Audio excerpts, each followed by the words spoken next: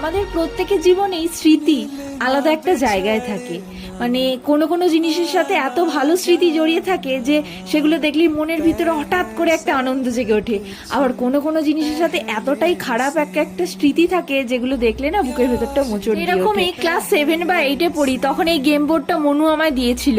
আর আমাদের সময় তো এত কিছু পাওয়ার ব্যাপার ছিল না, এটা পেয়ে যে কি আনন্দ হয়েছিল মানে এখন বলে হয়তো বোঝাতে পারবো না। কিন্তু এটা যখন দেখলাম না তখন এই পুরনো দিনের কথাগুলো মনে পড়ে গেল। আমরা স্কুলের মধ্যে ডিসকাস থ্রো করতাম, মানে অদ্ভুত সব কিছু। তো কি বলবো, যাই হোক গে। আর এই শয়তানটা এখন বাড়িতে বসে আছে, তো ও আর কি ওই বের করেছে যে তুই তুলে রেখে দিয়েছিস, আমাদেরকে খেলতে দিচ্ছিস না, বের কর আমরা খেলবো। তো সেই জন্যই এক পার্ট নিয়ে বসেছিলাম, খুব আনন্দ হলো, অনেকদিন বাদে খেললাম। ডিনার দিয়ে ভিডিওটা শেষ করলাম। আপনারা অবশ্যই লাইক শেয়ার সাবস্ক্রাইব করে পাশে থাকবেন।